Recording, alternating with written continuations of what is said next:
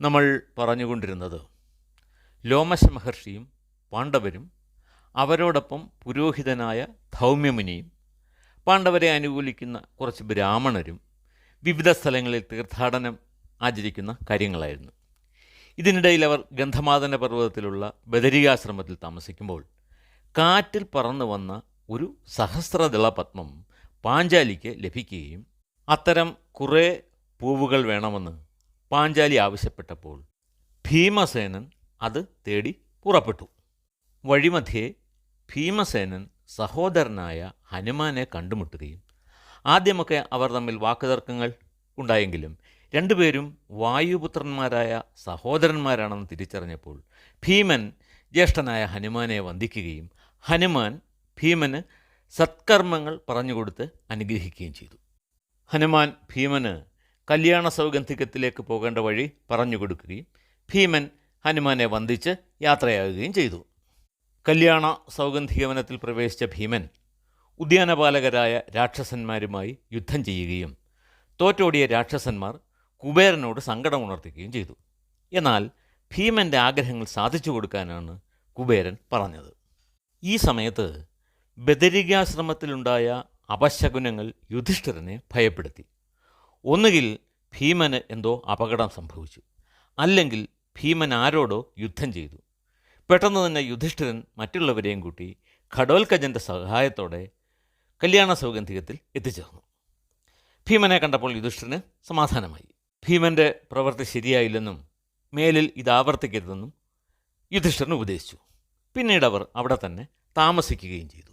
അങ്ങനെയിരിക്കെ ഒരു ദിവസം യുധിഷ്ഠിരന് കുബേരൻ്റെ ആശ്രമം കാണണമെന്നുള്ള ആഗ്രഹം ധൗമ്യമുനിയെ അറിയിച്ചു. അപ്പോൾ അവിടെ ഉയർന്ന ഒരശരീരി അവരെ തടയുകയും മറ്റൊരു മാർഗത്തിലൂടെ പോയാൽ സുഗമമായി ആശ്രമത്തിലെത്തിച്ചേരാമെന്ന് അറിയിക്കുകയും ചെയ്തു. ആ അശരീരിയുടെ മാർഗം സ്വീകരിക്കാൻ ധൗമ്യമുനി യുധിഷ്ഠിരനോട് പറഞ്ഞു. എല്ലാവരും അതനുസരിച്ച് ബദരികാശ്രമത്തിലേക്ക് മടങ്ങിപ്പോയി. ഇത്രയും കഥകളാണ് നമ്മൾ കഴിഞ്ഞ ദിവസം പറഞ്ഞത്.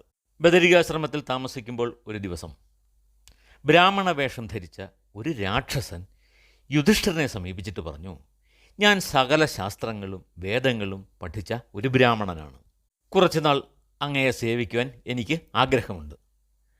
പാണ്ഡവർക്കൊപ്പം താമസിച്ചു കൊള്ളുവാൻ അയാൾക്ക് യുധിഷ്ഠിരൻ അനുവാദവും നൽകി. എന്നാൽ അയാൾ ജഡാസുരൻ എന്നു പേരുള്ള ഭീകരനായ ഒരസുരനായിരുന്നു. ഇത് യുധിഷ്ഠിരൻ അറിഞ്ഞില്ല.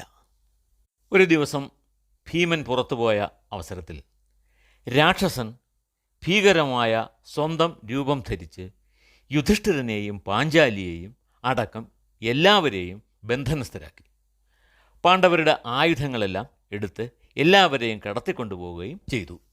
ഇടയ്ക്ക് ഒരു സൗകര്യം കിട്ടിയപ്പോൾ പാണ്ഡവരിലെ സഹദേവൻ രാക്ഷസൻ്റെ കയ്യിൽ നിന്നും രക്ഷപ്പെട്ടു.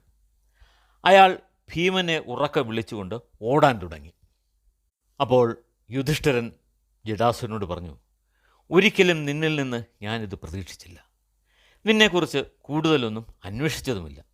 വിശ്വാസവഞ്ചനയാണ് നീ കാട്ടിയത്. ഓരോ മനുഷ്യനും ധർമ്മമനുസരിച്ച് വേണം ജീവിക്കാൻ. ഗുരുജനങ്ങളെയും മിത്രങ്ങളെയും പൂർണ്ണമായി വിശ്വസിക്കുന്നവരെയും അന്നദാതാക്കളെയും ഒരിക്കലും വഞ്ചിക്കുവാൻ പാടില്ല. നീ പ്രവർത്തിച്ചത് അധർമ്മമാണ്. ഹേ മൂഢനായ രാക്ഷസ, നിന്റെ അവസാനം അടുത്തിരിക്കുന്നു.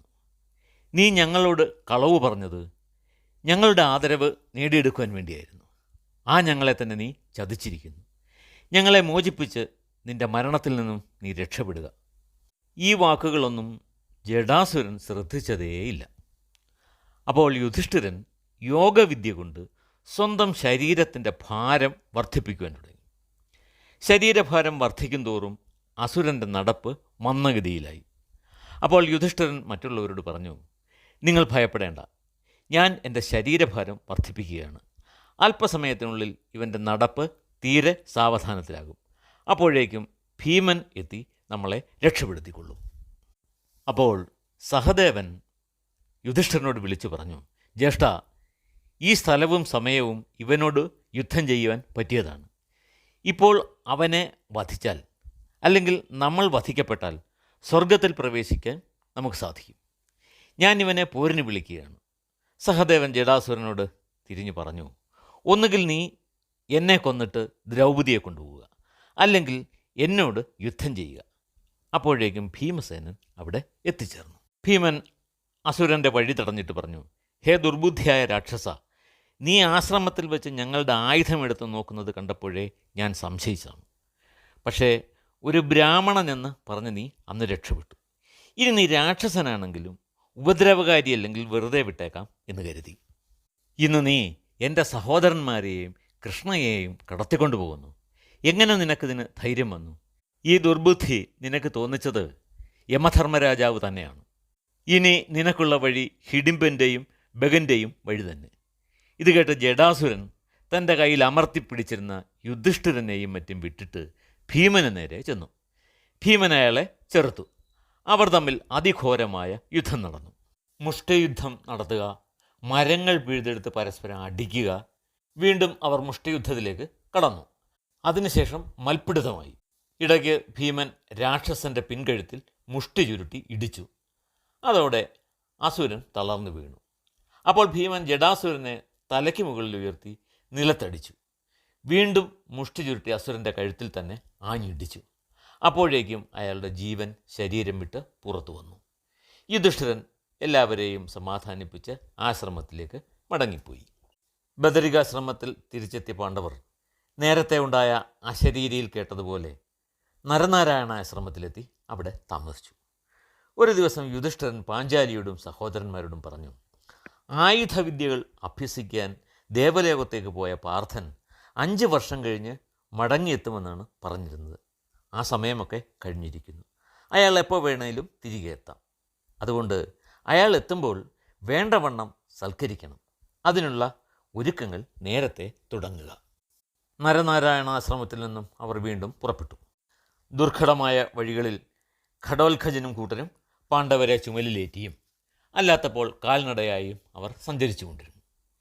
ഈ പോകുന്ന വഴിയിൽ അവർ കൈലാസം, മൈനാകം തുടങ്ങിയ പർവ്വതങ്ങളെയും താഴ്വാരങ്ങളെയും ശ്വേതഗിരി എന്ന സ്ഥലവും പല പുണ്യനദികളും കണ്ട് ഒടുവിൽ ഹിമാലയത്തിൻ്റെ താഴ്വാരത്തെ പീഠഭൂമിയിൽ എത്തിച്ചേർന്നു. അവിടെയാണ് വൃഷപർവാവ് എന്ന മഹർഷിയുടെ ആശ്രമമുണ്ടായിരുന്നത്. യുധിഷ്ഠിരനും മറ്റും ആശ്രമത്തിൽ എത്തി മഹർഷിയെ നമസ്കരിച്ചു. അവർ അവിടെ പിന്നീട് 7 ദിവസം താമസിക്കുകയും ചെയ്തു. 8-ാം ദിവസം തീർത്ഥാടകർ മഹർഷിയോട് യാത്ര പറഞ്ഞ് വടക്ക് ദിക്കിലേക്ക് പുറപ്പെട്ടു. അവരുടെ കൈവശമുണ്ടായിരുന്ന സാധന സാമഗ്രികളെല്ലാം ആശ്രമത്തിൽ ഉപേക്ഷിച്ചിട്ടാണ് യാത്ര തുടങ്ങിയത്.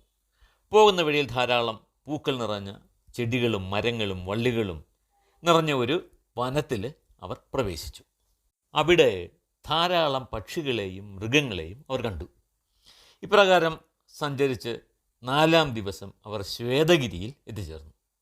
ഇത്ര ദൂരം നടന്നിട്ടും അവർക്കാർക്കും ക്ഷീണം തോന്നിയതേയില്ല. ശ്വേതഗിരി വിശേഷപ്പെട്ട ഒരു സ്ഥലമായിരുന്നു. അവിടെ ധാരാളം രത്നശിലകളും സ്വർണ്ണശിലകളും രജതശിലകളും ഉണ്ടായിരുന്നു. രജതം എന്ന് പറഞ്ഞാൽ വെള്ളി അഥവാ സിൽവറാണ്. രത്നഗിരിയിൽ നിന്നും അവർ മാല്യവാൻ എന്ന പർവ്വതത്തിലെത്തി. അവിടെ നിന്നുകൊണ്ട് ഗന്ധമാദന പർവ്വതത്തെ അവർ പൂർണ്ണ രൂപത്തിൽ കണ്ടു. ആ പർവ്വതത്തിൽ കിംപുരുഷന്മാരും സിദ്ധന്മാരും താമസിക്കുന്നുണ്ടെന്ന് യുധിഷ്ഠിരൻ മറ്റുള്ളവരോട് പറഞ്ഞു. കിംപുരുഷന്മാർ അല്പം മാത്രം പുരുഷത്വമുള്ള മനുഷ്യരാണെന്നും ഇവരിൽ ചിലർക്ക് കുതിരയുടെ തലയും മനുഷ്യൻ്റെ ശരീരവും മറിച്ച് കുതിരയുടെ ശരീരവും മനുഷ്യൻ്റെ തലയും ഉള്ളവരായിരിക്കും എന്നാണ് പറയപ്പെടുന്നത്. എന്തായാലും ഇവർ സങ്കല്പത്തിൽ മാത്രമുള്ളവരാണെന്ന് നമുക്ക് വിശ്വസിക്കാം. പിന്നീട് പാണ്ഡവർ ഗന്ധമാദനത്തിൻ്റെ മനോഹരമായ വനത്തിലേക്ക് പ്രവേശിച്ചു. അവിടെ എല്ലാവർക്കും സുഖകരമായ ഒരു അനുഭൂതി ഉണ്ടായി. ഗന്ധമാദന പർവ്വതത്തിൻ്റെ പീഠഭൂമിയിൽ നിന്നുകൊണ്ട് പാണ്ഡവർ ചുറ്റും നോക്കി. പ്രകൃതി ഇത്രയും മനോഹരമാണോ എന്ന് അവർ അത്ഭുതപ്പെട്ടു. ഇവിടെ അവർ ഒരാശ്രമം കണ്ടു. ആർഷ്ടിഷേണൻ എന്ന മഹർഷിയുടേതായിരുന്നു ആ ആശ്രമം. പാണ്ഡവർ ആശ്രമത്തിലെത്തി അദ്ദേഹത്തെ നമസ്കരിച്ചു. വ്രതാനുഷ്ഠാനങ്ങളാൽ കൃശശരീരനായിരുന്നു ആ രാജർഷി.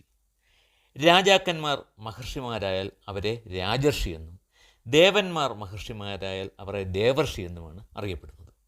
വിശ്വാമിത്ര മഹർഷി ഒരു രാജർഷിയും നാരദൻ ദേവർഷിയും ആയിരുന്നു. ഇത്തരം കുറേ ഋഷിമാരെ നമുക്ക് പുരാണങ്ങളിൽ കാണാം. ആശ്രമത്തിൽ പ്രവേശിച്ച യുധിഷ്ഠിരനും കൂട്ടരും മുനിയെ വന്ദിച്ചു. ത്രികാലജ്ഞാനിയായിരുന്ന ആ രാജർഷി യുധിഷ്ഠിരനെയും പാണ്ഡവരെയും ദിവ്യദൃഷ്ടിയാൽ മനസ്സിലാക്കിയിരുന്നു. ത്രികാലജ്ഞാനികളെന്നാൽ ഭൂതകാലത്തെയും വർത്തമാനകാലത്തെയും ഭാവിയിലെ കാര്യങ്ങളെയും തിരിച്ചറിയുന്നവരെന്നാണ് അർത്ഥം. മായ സൽക്കാരങ്ങൾക്ക് ശേഷം ആർട്ടിഷേണൻ യുധിഷ്ഠിരനെയും കൂട്ടരെയും സ്വീകരിച്ച് ഇരുത്തി. കുശല പ്രശ്നങ്ങൾ പോലെ അദ്ദേഹം യുധിഷ്ഠിരന് ധർമ്മത്തിൻ്റെ പൊരുൾ പറഞ്ഞു കൊടുത്തു. ഇനിയുള്ള കഥ നമുക്ക് അടുത്ത ദിവസം കേൾക്കാം.